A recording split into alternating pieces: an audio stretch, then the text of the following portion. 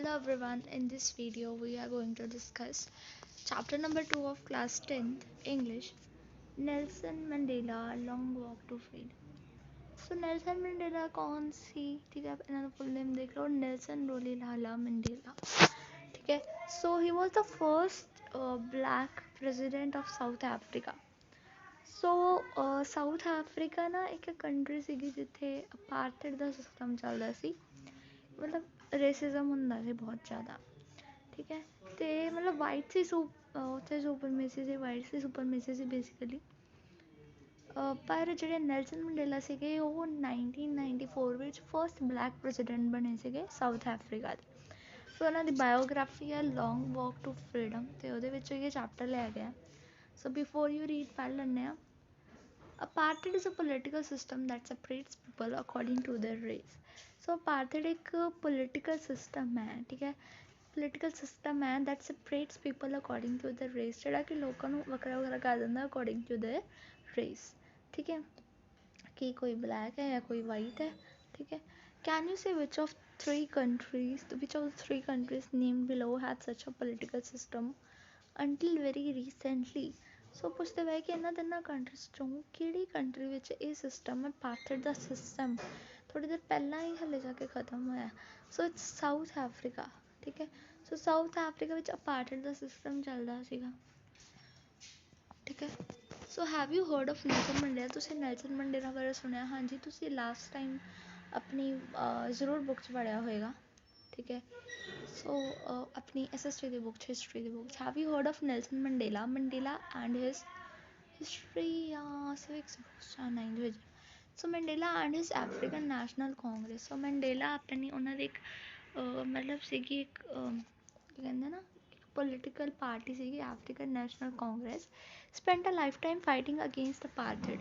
ਸੋ ਉਹਨਾਂ ਨੇ ਮਤਲਬ ਪੂਰੀ ਜ਼ਿੰਦਗੀ ਅਪਾਰਥਾਈਡ ਦੇ ਖਿਲਾਫ ਉਹ ਲੜੇ ਨੇ। Mandela had to spend 30 years in prison, ਕਿ ਹੁਣ ਜਿਵੇਂ ਉਹ ਅਪਾਰਥਾਈਡ ਦੇ ਅਗੇਂਸਟ ਲੜ ਰਹੇ ਨੇ, ਠੀਕ ਹੈ। ਹੁਣ ਵਾਈਟਸ ਇਹਨਾਂ ਨੇ ਸਿਸਟਮ ਬਣਾਇਆ, ਇਸ ਕਰਕੇ ਉਹਨਾਂ ਨੂੰ 30 ਸਾਲ ਜੇਲ੍ਹ ਵਿੱਚ ਵੀ ਕੈਦ ਹੋਣਾ ਪਿਆ।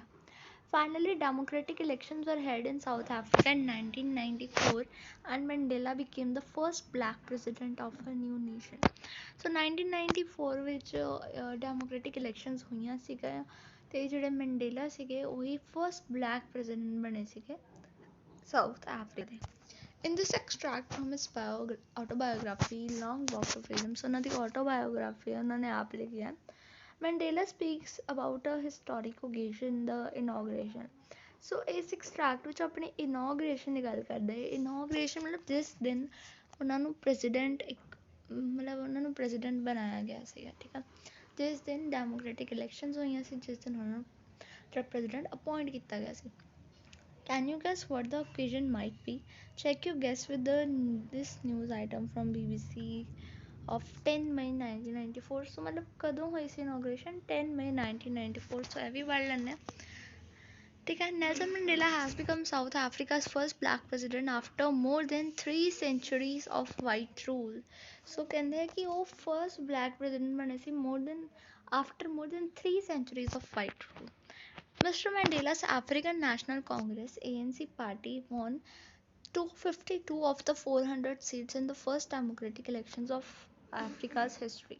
ਸੋ ਮੰਡੇਲਾ ਜਿਹੜੀ ਅਫਰੀਕਨ ਨੈਸ਼ਨਲ ਕਾਂਗਰਸ ਸੀਗੀ ਨਾ, 400 ਵਿੱਚੋਂ ਜਿਹੜੀਆਂ ਵਾ 252 ਸੀਟਸ ਜਿਹੜੀਆਂ ਵਾ ਅਫਰੀਕਨ ਨੈਸ਼ਨਲ ਕਾਂਗਰਸ ANC ਨੂੰ ਮਿਲੀਆਂ ਸੀਗੀਆਂ, ਠੀਕ ਹੈ। The inauguration ceremony took place in the Union Buildings Amphitheatre in Pretoria today, attended by politicians and dignitaries from more than 140 countries around the world। So inauguration ceremony ਹੋਈ ਸੀਗੀ Union Buildings Amphitheatre in Pretoria, ਠੀਕ ਹੈ। So attended by politicians and dignitaries, ਹੁਣ ਮਤਲਬ 140 countries ਤੋਂ ਵੀ ਜ਼ਿਆਦਾ ਦੇ politician ਅਤੇ ਡਿਗਨੇਟਰੀਜ਼ ਉੱਥੇ ਆਏ ਹੋਏ ਸੀਗੇ।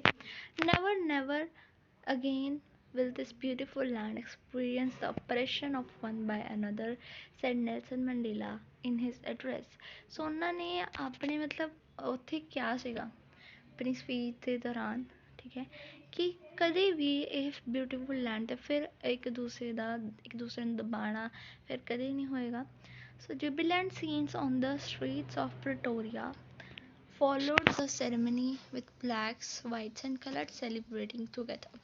More than 1 lakh South African men, women, and children of all races sang and danced with joy. So मतलब वही उन्होंने लिखा है. So ਹੁਣ ਕਹਿੰਦੇ ਆ ਕਿ ਅਸੀਂ columns match करने हैं, ਇਹ भी देख लिए. So a rainbow gathering of different colors of nations. So ਇਹਦਾ ਕੀ ਮਤਲਬ ਹੈ? ਇਹਦਾ ਮਤਲਬ ਹੈ a beautiful coming together of various peoples like the colors in the rain. ठीक है? A rainbow gathering of different colors and nations, a beautiful coming together of various peoples like the colors in a rainbow. The seat of white supremacy. ਇਹਦਾ ਮਤਲਬ ਹੈ कि the center of racial superiority. ठीक है? Be overwhelmed with the sense of history. So ਇਹਦਾ ਆਏਗਾ ਇਹ ਵਾਲਾ. Feel deeply emotional remembering and understanding all the past events that have led up to the moment. Resilience that defies the imagination. So ਇਹਦਾ ਇਹ ਆਏਗਾ. A sign of human feeling, goodness, kindness, pity, justice, etc. A glimmer of humanity. Wait. हाँ जी, resilience आएगा. The great ability or almost, हाँ जी sorry, ਇਹਦਾ आएगा great ability almost unimaginable to remain unchanged by suffering, not losing hope, goodness or courage. So a glimmer of humanity ਦਾ ਇਹ ਵਾਲਾ आएगा. A glimmer, a sign of human feeling. And a twilight existence आएगा. Half secret life like a life lived in the fading light between sunset and darkness. ਸੋ ਸਾਡਾ chapter start ਹੁੰਦਾ ਹੈ 10th may dawned bright and clear. So 10th ਮਈ ਦੀ ਗੱਲ ਕਰ ਰਹੇ ਹਾਂ. ਹੁਣ ਜਿਵੇਂ ਅਸੀਂ ਪੜ੍ਹਿਆ ਕਿ 10 ਮਈ 1994 ਨੂੰ ਇਨੋਗ੍ਰੇਸ਼ਨ ਹੋਈ ਸੀ. ਸੋ 10 ਮਈ dawned bright and clear, ਜਿਹੜੀ 10 ਮਈ ਸੀ, ਮਤਲਬ ਦਿਨ ਬਹੁਤ ਵਧੀਆ ਚੜ੍ਹਿਆ, ਬਰਾਈਟ ਅਤੇ ਕਲੀਅਰ ਦਿਨ ਸ਼ੁਰੂ ਹੋਇਆ. ਠੀਕ ਹੈ, ਮਤਲਬ ਮੈਨੂੰ ਵਧੀਆ ਕਿਹਾ ਗਿਆ. For the past few days I had been pleasantly besieged by dignitaries and world leaders who were coming to pay their respects before the inauguration. ਉਹ ਕਹਿੰਦੇ ਆ ਕਿ ਪਿਛਲੇ ਕੁਛ ਦਿਨਾਂ ਤੋਂ, ਠੀਕ ਹੈ, ਮੈਂ ਪਲੈਜ਼ੈਂਟਲੀ ਜਿਹੜਾ ਵਾ to be surrounded closely by, besieged by ਮਤਲਬ to be surrounded closely by. ਠੀਕ ਹੈ, ਮਤਲਬ ਮੈਂ ਘਿਰਿਆ ਹੋਇਆ ਵਾਂ ਡਿਗਨੈਟਰੀਜ਼ ਐਂਡ ਵਰਲਡ ਲੀਡਰਸ, ਠੀਕ ਹੈ, ਇਹਨਾਂ ਨਾਲ, ਠੀਕ ਹੈ, who were coming, ਮਤਲਬ ਵਰਲਡ ਲੀਡਰਸ ਨਾਲ ਮੈਂ ਘਿਰਿਆ ਹੋਇਆ ਵਾਂ, ਡਿਗਨੈਟਰੀਜ਼ ਨਾਲ ਮੈਂ ਘਿਰਿਆ ਹੋਇਆ ਵਾਂ, ਜਿਹੜੇ ਕਿ ਮੈਨੂੰ ਰਿਸਪੈਕਟ ਪੇ ਕਰਨ ਆ ਰਹੇ ਨੇ ਬਿਫੋਰ ਦ ਇਨੋਗ੍ਰੇਸ਼ਨ, ਕਿ ਵਧਾਈਆਂ ਦੇਣ ਆ ਰਹੇ ਨੇ. ਠੀਕ ਹੈ, ਮਤਲਬ ਉਹ ਕਿਹਾ ਉਹਨਾਂ ਨੇ. So the inauguration would be the largest gathering ever of international leaders on South African soil. ਕਹਿੰਦੇ ਕਿ ਹੁਣ ਸਾਊਥ ਅਫਰੀਕਨ ਸੋਇਲ ਜਿਹੜੀ ਇਹ ਇਨੋਗ੍ਰੇਸ਼ਨ ਹੋਣੀ ਹੈ ਨਾ, ਇਹ ਲਾਰਜੈਸਟ ਗੈਦਰਿੰਗ ਹੋਏਗੀ ਕਿ ਇੰਨੇ ਇੰਟਰਨੈਸ਼ਨਲ ਲੀਡਰਸ ਪਹਿਲੀ ਵਾਰ, ਠੀਕ ਹੈ, ਇੰਨੇ ਜ਼ਿਆਦਾ ਇੰਟਰਨੈਸ਼ਨਲ ਪਹਿਲੀ ਵਾਰ ਸਾਊਥ ਅਫਰੀਕਨ ਸੋਇਲ 'ਤੇ ਜਿਹੜੇ ਆ ਇਕੱਠੇ ਹੋਣਗੇ ਇਸ ਇਨੋਗ੍ਰੇਸ਼ਨ ਦੇ ਨਾਲ. So the ceremonies took place in the lovely sandstone amphitheatre formed by the Union buildings in Pretoria. So ceremonies ਜਿਹੜੀਆਂ inauguration ਨੇ ceremonies ਕਿੱਥੇ ਹੋਈਆਂ? In the lovely sandstone amphitheatre. So sandstone ਦਾ ਬਣਿਆ ਹੋਇਆ amphitheatre ਹੈ. amphitheatre ਕੀ ਆ? building without a roof with many rows of seats rising in steps. So typical of ancient Greece and Rome. ਹੁਣ ਇੱਕ ਬਿਲਡਿੰਗ ਹੈ ਜਿਹਦੀ ਰੂਫ ਨਹੀਂ ਹੈਗੀ, ਠੀਕ ਹੈ, ਵਿਦ ਮੈਨੀ ਰੋਜ਼ ਆਫ ਸੀਟਸ, ਕਾਫੀ ਜ਼ਿਆਦਾ ਸੀਟਸ ਹੈਗੀਆਂ ਨੇ, ਠੀਕ ਹੈ, ਸਟੈਪਸ ਵਿੱਚ ਲੱਗੀਆਂ ਹੋਈਆਂ ਨੇ. So typical of the Asian Greece and Rome. ਠੀਕ ਹੈ, ਸੋ ਡੈਫੀਨੇਸ਼ਨਸ ਯਾਦ ਰੱਖਿਓ. Formed by the Union Buildings, ਠੀਕ ਹੈ, formed by the Union Buildings where in Pretoria. Inauguration ਕਿੱਥੇ ਹੋਈ ਸੀ? Lovely sandstone amphitheatre, in the sandstone amphitheatre formed by the Union buildings in Pretoria. For decades, ਹੁਣ ਕਹਿੰਦੇ ਆ ਕਿ for decades ਕੀ ਹੁੰਦਾ ਹੈ, ਮਤਲਬ 10 years the time. This had been the seat of white supremacy and now it was a site of a rainbow gathering of different colors and nations for the installation of South Africa's first democratic non-racial government. ਹੁਣ ਕਹਿੰਦੇ ਕਿ ਕਾਫੀ ਸਾਲਾਂ ਤੋਂ ਜਿਹੜੀ ਹੈ ਇਹ ਸਾਡੀ ਜਿਹੜੀ ਬਿਲਡਿੰਗ ਹੈ, ਇਹ ਯੂਨੀਅਨ ਬਿਲਡਿੰਗਸ ਹੈ, ਠੀਕ ਹੈ, ਇਹ ਵਾਈਟ ਸੁਪਰਮੇਸੀ ਦੀ ਸੀਟ ਸੀਗੀ ਕਿ ਇੱਥੇ ਵਾਈਟਸ ਹੀ ਰਹਿੰਦੇ ਸੀਗੇ ਤੇ ਹੁਣ ਜਿਹੜਾ ਵਾ it was the site of a rainbow gathering, ਕਿ ਹੁਣ ਇੱਕ ਰੇਨਬੋ ਵਾਂਗ ਹੀ ਗੈਦਰਿੰਗ ਹੋਈ ਆਫ ਡਿਫਰੈਂਟ ਕਲਰਸ, ਕਿ ਇਹ ਨਹੀਂ ਕਿ ਇੱਕ ਪਰਟੀਕੂਲਰ ਵਾਈਟ ਕਲਰ ਦੇ ਲੋਕ ਇੱਥੇ ਰਹਿਣਗੇ, ਕਾਫੀ ਤਰ੍ਹਾਂ ਦੇ ਕਲਰਸ ਦੇ ਲੋਕ ਉੱਥੇ ਹੈਗੇ ਨੇ। And nations for the installation, ਹੁਣ ਕੇਸ ਵੀ ਹੈਗੇ ਨੇ for the installation of South Africa's first democratic and non racial government. ਹੁਣ ਦੇਖੋ ਉੱਪਰ ਵੀ ਲਿਖਿਆ ਹੋਇਆ, so seat of white supremacy ਦਾ ਕੀ ਮਤਲਬ ਹੈ ਕਿ ਸੈਂਟਰ ਆਫ ਰੇਸ਼ੀਅਲ ਸੁਪੀਰੀਅਰਿਟੀ, ਠੀਕ ਹੈ, ਕੀ ਹੈ ਕਿ the centre of racial superiority, ਤੇ rainbow gathering of different colours and nations ਲਿਖਿਆ ਹੋਇਆ ਵਾ ਕਿ beautiful coming together of various peoples like the colours in rainbow, ਠੀਕ ਹੈ, ਇਹ ਮਤਲਬ ਹੈਗੇ ਆ। ਸੋ ਬਾਕੀ ਵੀ ਗਾਣਗੇ। On that lovely autumn day I was accompanied by my daughter Zenani। ਹੁਣ ਕਹਿੰਦੇ ਕਿ ਉਸ autumn ਦੇ ਦਿਨ, ਠੀਕ ਹੈ, on that lovely autumn day I was accompanied by, ਕਿ ਮੇਰੇ ਨਾਲ ਮੇਰੀ daughter Zenani ਸੀਗੀ। On the podium, podium means stage, Mr. De Klerk was sworn in as second deputy president। So stage 'ਤੇ ਸਭ ਤੋਂ ਪਹਿਲਾਂ ਮਿਸਟਰ ਡੀ ਕਲਰਕ ਨੂੰ ਫਸਟ ਸੈਕਿੰਡ ਡਿਪਟੀ ਪ੍ਰੈਜ਼ੀਡੈਂਟ ਘੋਸ਼ਿਤ ਕੀਤਾ ਗਿਆ, ਠੀਕ ਹੈ। ਦੈਨ ਥੈਬੋ ਮਬੇਕੀ ਵਾਸ ਸਵੋਰਨ ਇਨ ਐਜ਼ ਫਸਟ ਡਿਪਟੀ ਪ੍ਰੈਜ਼ੀਡੈਂਟ, ਠੀਕ ਹੈ। ਫਿਰ ਥੈਬੋ ਮਬੇਕੀ ਨੂੰ ਫਸਟ ਡਿਪਟੀ ਪ੍ਰੈਜ਼ੀਡੈਂਟ ਮਤਲਬ ਕੀਤਾ ਗਿਆ, ਕਨਫਰਮ ਉਹਨਾਂ ਨੂੰ ਬਣਾਇਆ ਗਿਆ। When it was my turn, I pledged to obey and uphold the Constitution and to devote myself to the well-being of the Republic and its people। ਸੋ ਹੁਣ ਕਹਿੰਦੇ ਜਦੋਂ ਮੇਰੀ ਟਰਨ ਸੀਗੀ, ਕਿ ਜਦੋਂ ਮੇਰੀ ਪ੍ਰੈਜ਼ੀਡੈਂਟ ਬਣਨ ਦੀ ਵਾਰੀ ਆਈ, ਠੀਕ ਹੈ, ਮੈਂ ਮਤਲਬ ਪਲੈਜ ਕੀਤੀ ਕਿ ਮੈਂ ਮਤਲਬ ਇੱਕ ਡਿਸੀਜ਼ਨ ਲਿਆ, ਠੀਕ ਹੈ, ਕਿ ਮੈਂ ਓਬੇ ਕਰੂੰਗਾ, ਠੀਕ ਹੈ, ਅਤੇ ਅਪਹੋਲਡ ਕਰੂੰਗਾ ਕੌਨਸਟੀਟਿਊਸ਼ਨ ਨੂੰ, ਅਤੇ ਆਪਣੇ ਆਪ ਨੂੰ ਡਿਵੋਟ ਕਰੂੰਗਾ to the wellbeing of the republic, to the wellbeing of the African, South African Republic and its people। To the assembled guests and the watching world I said, ਕਿ ਕਹਿੰਦਾ ਫਿਰ ਮੈਂ ਬਾਕੀ ਸਾਰਿਆਂ ਨੂੰ ਕਿਹਾ, ਮਤਲਬ ਉਹਨੇ ਆਪਣੀ ਸਪੀਚ ਬਾਰੇ ਲਿਖਿਆ ਹੋਇਆ, ਠੀਕ ਹੈ। Today all of us do by our presence here confer glory and hope to newborn liberty।